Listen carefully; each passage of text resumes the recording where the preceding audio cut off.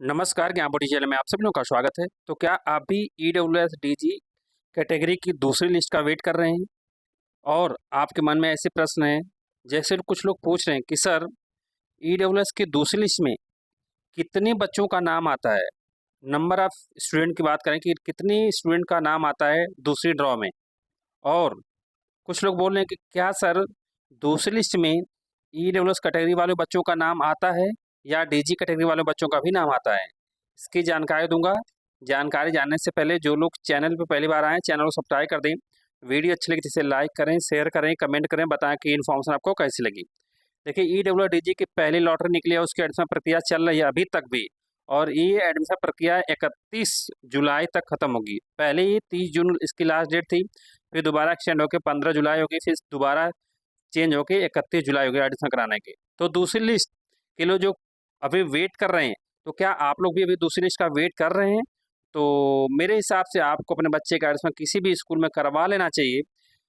दूसरी लिस्ट निकलेगी तो है, ये तो पक्का है, लेकिन कब निकलेगी इसका कोई मतलब कि टाइम डिक्लेयर नहीं है अभी तक, जो कि डीओई की ऑफिशियल वेबसाइट में जैसे हम देख पा रहे हैं, और जो कि लगभग डेली ही देखते हैं कि कोई नोटिफिकेशन आया कि सेकेंड ड्रॉ के लिए।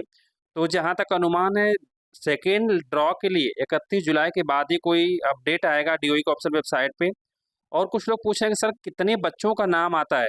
तो मैं आप इसमें बताता हूँ, सैकड़ों बच्चों का नाम आता है दूसरी लिस्ट में भी। जैसे पहले लिस्ट में हज़ारों बच्चों का नाम आया था, उसी तरह दूसरी लिस्ट में भी सैकड़ों बच्चों का नाम आता है। तो ये हर साल आता है, ऐसा नहीं कि इसी साल। पिछले साल भी आया था, उसके पिछले साल भी आया था, तो इस साल भी दूसरी लिस्ट आएगी और सैकड़ों बच्चों का नाम आता है, इसमें 1-2 बच्चों का नाम नहीं आता है। और क्या ईडब्ल्यूएस वालों बच्चों का ही नाम आता है?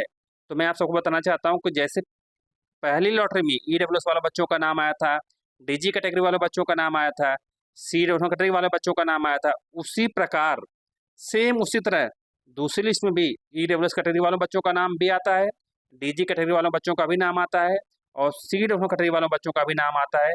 जिन बच्चों का किसी कारणवश स्कूल में एडमिशन नहीं हो पाया होगा, वो सीट खाली होती है, वो डेटा डीओई के पास जाता है, डीओई फिर सेकेंड ड्रॉ निकालता है। जिन बच्चों का वेटिंग लिस्ट रहता है, उन बच्चों का नाम आता है दूसरी लिस्ट में। इसके अलावा कोई भी जानकारी चाहिए तो कमेंट बॉक्स में कमेंट करना, उसका जवाब दूंगा।